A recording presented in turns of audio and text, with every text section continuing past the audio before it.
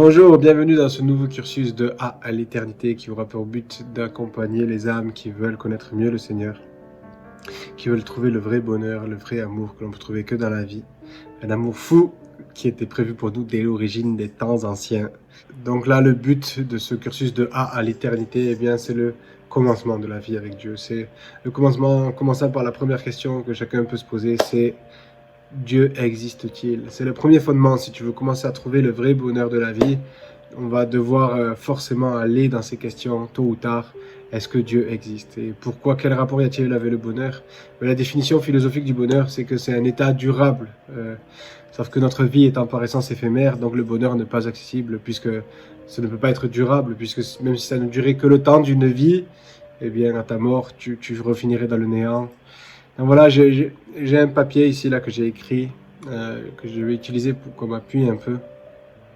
Donc je ne vais pas aller trop essayer d'expliquer est-ce que Dieu existe ou pas, les preuves que nous avons, les réflexions qui peuvent pousser à Dieu. Je vais en donner une toute petite qui vient de moi, en écrivant j'ai eu envie de partager, pour vous montrer combien la vie sans Dieu ne vaut rien, en fait, n'a aucun sens.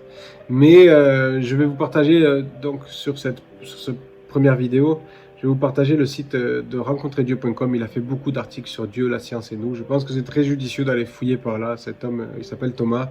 J'aime beaucoup ses enseignements, donc je le recommande vivement. Moi, j'ai moi-même été nourri pendant vraiment... Et encore aujourd'hui, je suis nourri par ses enseignements. Ils sont exceptionnels. C'est un homme qui est très pointilleux dans ses recherches. Je le recommande vivement. Donc, pour commencer... donc j'aimerais que vous sachiez que ce cursus, il aura pour but de faire grandir nos âmes, nos esprits, nos consciences. Et donc, qui dit qu'il veut faire grandir les consciences, dit qu'il va falloir qu'il y ait des prises de conscience. Et donc, les prises de conscience amènent aussi des remises en question.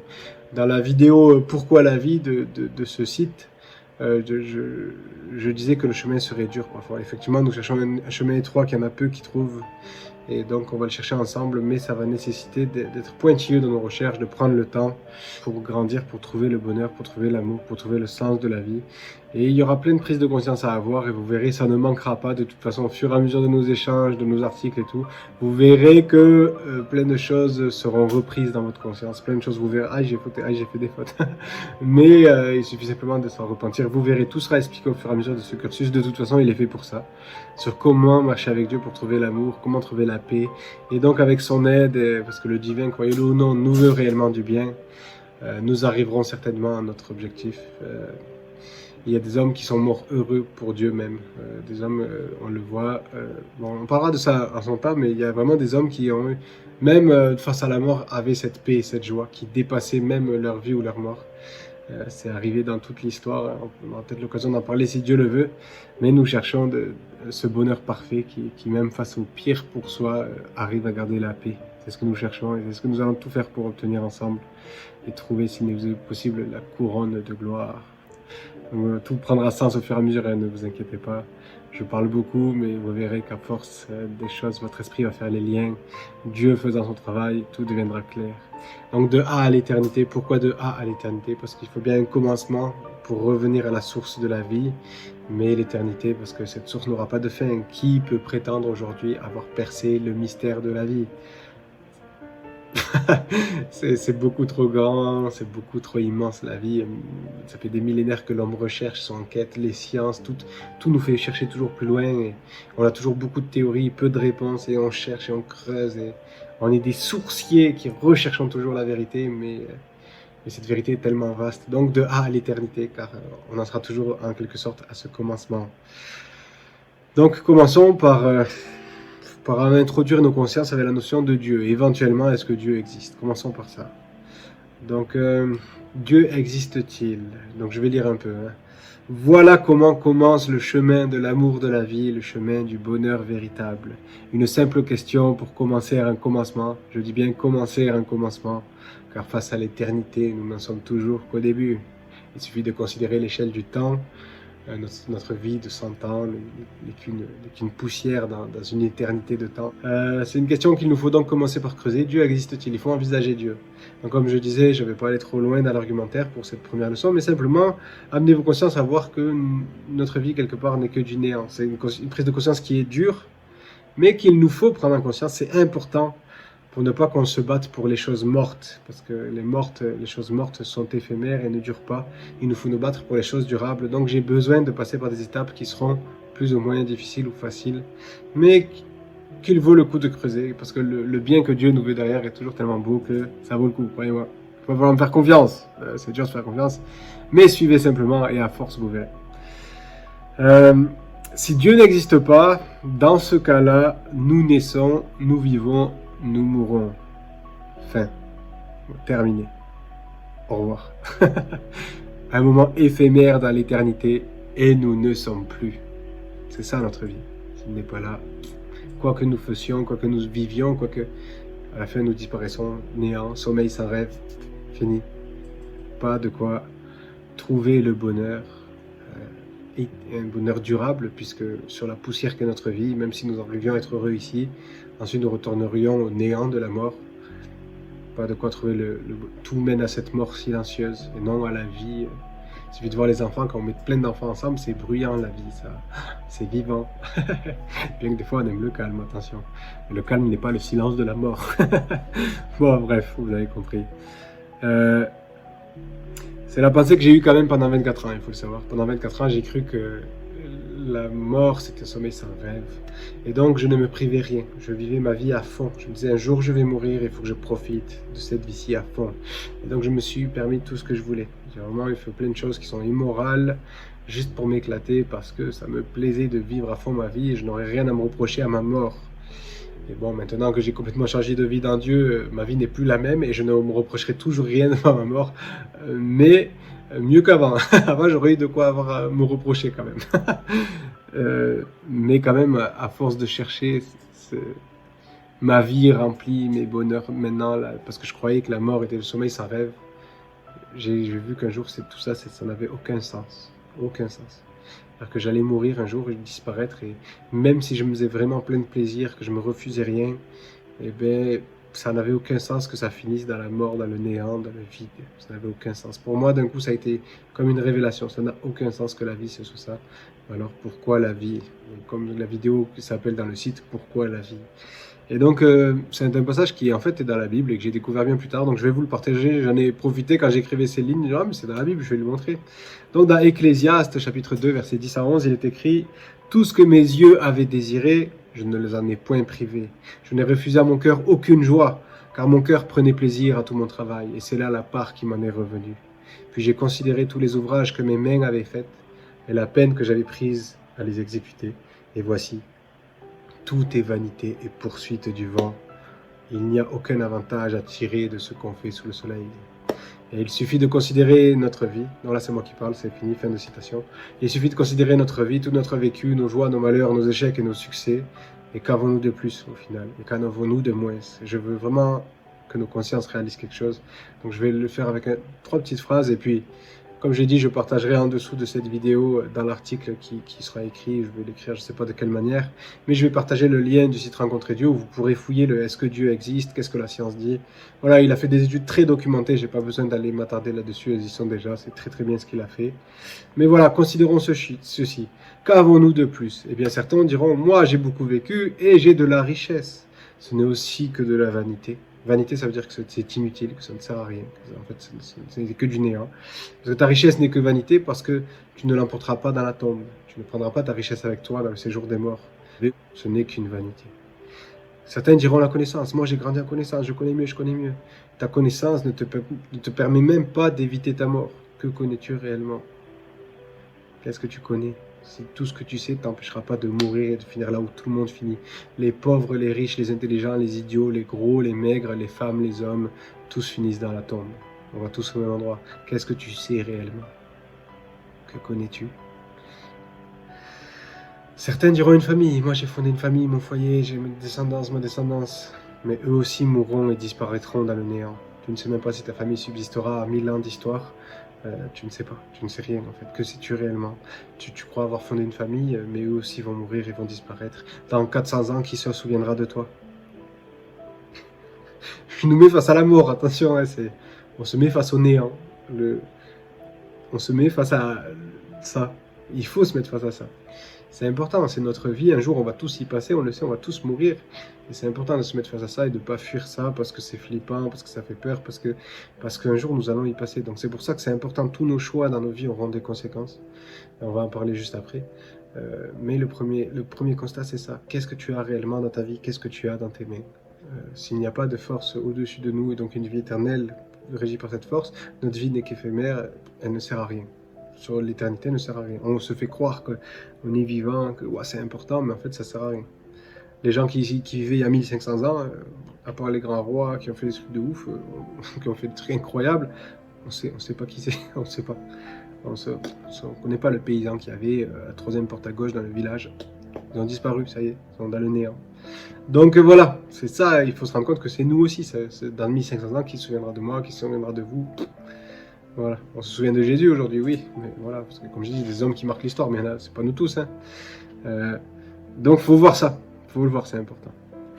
Donc si par contre il existe un créateur, alors un bonheur durable devient potentiellement possible, puisque s'il existe un créateur éternel, et donc bon, vous savez, toutes les religions parlent plus ou moins d'éternité, ça veut dire qu'il y a un bonheur potentiellement éternel qu'il est potentiellement possible d'atteindre.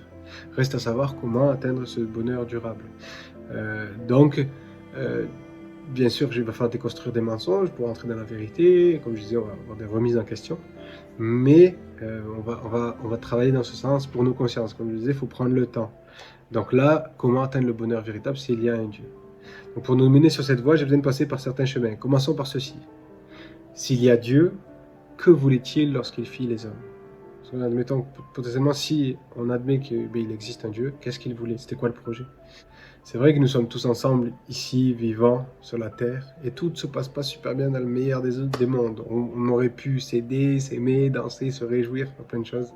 Mais en fait, il y a plutôt les trahisons, la corruption, les mensonges, les guerres et la famine. Donc, c'était quoi le projet? Comment ça se fait que s'il y a un Dieu si bon et si grand, comme tout le monde le dit, qui est amour, pourquoi tout part en cacahuète ici? Commençons avec un principe fondamental. Dieu a fait l'homme à son image. C'est vraiment vital de le comprendre, de l'entendre. Dieu a fait l'homme à son image. Et qu'est-ce que ça veut dire? Quand on voit les hommes faire le mal, les guerres, le mensonge, la corruption, il est aisé de conclure rapidement, Dieu doit être méchant, puisqu'il a fait l'homme à son image. Et ça serait oublier une des réalités de Dieu. Dieu est libre. Tadam! Et ouais, il est libre et il faut vraiment voir qu'il l'est parce que ça, vous allez voir que vous allez comprendre beaucoup de choses en comprenant ce concept. Dieu a fait l'homme à son image et Dieu est libre. Il est le créateur tout-puissant, il aurait pu faire strictement ce qu'il voulait et il aurait pu nous détruire, nous donner la vie, nous faire le bien, nous faire du mal. Il fait ce qu'il veut, il est Dieu, il a tout le pouvoir, il a créé nos âmes, il aurait pu me faire autrement, il m'a fait tel que je suis, il vous a fait tel que vous êtes, ce qui est magnifique. Donc, lui qui est libre de choisir n'a fait que le choix de l'amour, à ce qu'il paraît. Mais qu'en est-il de l'homme? Donc on parlera plus tard de sa nature qui est l'amour, hein, mais voilà, c'est un être libre et il nous a créé à son image, libre de choisir. Il a dit lui-même dans Deutéronome 30 au verset 19, « J'en prends aujourd'hui à témoin contre vous le ciel et la terre. J'ai mis devant toi la vie et la mort. Choisissez la vie, afin que tu vives, toi et ta postérité. Nous avons un choix, le bien, le mal, la vie, la mort. Et il nous demande de choisir la vie, bien qu'il ne nous l'imposera pas pour que nous restions libres de le choisir, ou pas. Si nous choisissons la mort, nous mourrons, nous choisirons la vie, nous vivrons. Mais il devait nous laisser libres. C'est une notion fondamentale. Après, on va parler de responsabilité, mais l'amour, parce qu'on parle de l'amour véritable, d'ailleurs que ça a du sens par rapport à l'amour ou la liberté. Parce qu'il nous a laissé libres de ne pas choisir l'amour, ou de le choisir, nous pouvons connaître ainsi qu'un amour est véritable. Si j'ai une femme et que, je le dis dans une autre vidéo, mais je le redis ici, si j'ai une femme et que ma femme reste avec moi pendant 40, 50 ans, jusqu'à notre mort, à me supporter, alors que je sais que je ne suis pas toujours facile à supporter, des fois je suis dur, des fois j'ai un sale caractère, sacré caractère, mais si elle me supporte, eh bien je sais qu'elle m'aime. Parce qu'elle pouvait partir en quoi? Elle avait le choix, elle était libre de s'enfuir loin de moi, de n'avoir marre de moi. Imaginons, elle avait ses parents qui pouvaient l'aider, elle avait un métier de rêve, elle n'avait pas besoin de moi, mais elle est restée auprès de moi. C'est la preuve de son amour, et quand je me réveillerai au bout de 50 ans, je me dirai, waouh, cette femme m'aime, puisqu'elle m'a supporté, qu'elle a choisi de m'aimer quand elle aurait pu partir. Donc l'amour a vraiment un sens nouveau quand on le considère dans la liberté du choix. Pardon. Quand on considère l'amour dans la liberté, il prend une nouvelle valeur. Puisque je ne suis pas obligé d'aller vers Dieu, si je vais vers lui, il va savoir que c'est parce que je veux vraiment le connaître. Parce que j'ai le choix de ne pas aller vers lui. C'est de la même façon. Donc connaître l'amour de la vie, bien si tu ne cherches pas l'amour de la vie, eh bien peut-être tu ne le trouveras pas, peut-être tu le trouveras, ça je sais pas. Mais si tu le cherches, l'amour de la vie saura que tu le cherches vraiment. Et c'est ça qui est beau. C'est ça qui est beau, parce qu'on a ce choix, ça fait une force, ça donne une force à l'amour. Et à la haine, on a le choix de haïr. Si on choisit de haïr, il y a des gens disent, oh, lui il est méchant, ou elle est méchante. Parce qu'ils font le choix de la haine toujours, et on dit, wow, mais c'est incroyable d'être à ce point-là. Et en fait, au fond, c'est incroyable de faire à ce point-là le choix de la haine. Quoi. Que des fois, tu seras énervé, ça peut arriver, mais là, à ce point-là. Et en fait, c'est là où on voit qu'il y a une grande liberté, que cette liberté infléchit les opinions et infléchit les cœurs. Et donc, c'est important de considérer ça. Parce que l'amour a un vrai sens parce qu'il est choisi. Il est libre d'être donné ou non. Et une fois qu'on admet que oui, d'accord, on est libre, c'est vrai qu'on a le choix d'aimer ou de ne pas aimer, de faire le bien, de faire le mal, il nous faut considérer notre responsabilité face à ce choix. C'est vrai, il y a une responsabilité face à ce choix et on va le comprendre aisément. Chaque choix a une ou plusieurs conséquences. Il suffit de considérer ceci. Si je mets une gifle à une personne, les conséquences peuvent être nombreuses et parfois douloureuses. Si je te mets une gifle, peut-être que ça va mal se passer pour moi. Peut-être pas. Mais en tout cas, pour toi, ça ne sera pas bien passé d'avoir pris une gifle. Donc, il y aura des conséquences. Peut-être tu t'en fous de prendre une gifle. Peut-être ça va blesser ton orgueil de prendre une gifle. Peut-être tu vas mourir parce qu'il y aura une gifle un peu trop forte. Les conséquences peuvent être multiples et une seule claque peut vraiment avoir plein de conséquences. Peut-être ton mari va mal prendre une gifle. Peut-être ton oncle va le mal prendre. Peut-être ton père va mal le prendre et va me tuer avec un fusil. Voilà. Peut-être qu'il va rien se passer. Un acte peut avoir tellement de conséquences. On peut imaginer n'importe quoi. De la même façon, si je saute d'un immeuble sans parachute, si je saute comme ça là, ouais, ben, il y aura des conséquences. Et encore, si je choisis de ne plus jamais boire d'eau, ne plus jamais manger, quelle sera ma suite? Qu'est-ce qui va se passer pour moi?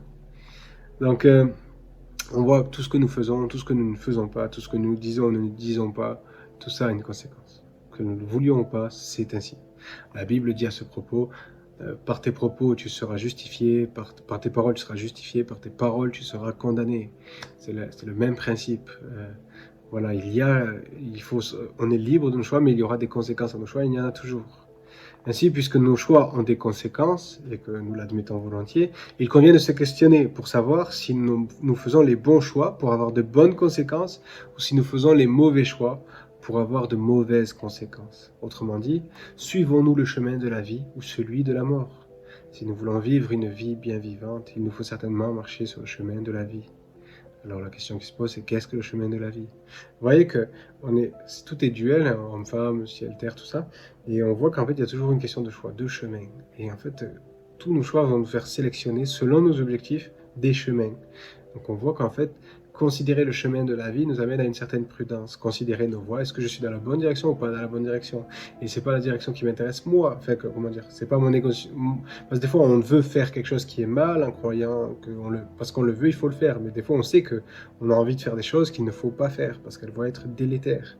Là, on parle du chemin de l'amour véritable, du bonheur de la vie. On parle pas d'autre chose. Donc, ce chemin-là, il nécessite d'aller vers ce chemin, vers lui-même, faire le choix de ce chemin. Donc tous nos choix, on doit les sous-peser pour savoir est-ce qu'on est dans la bonne ou dans la mauvaise direction.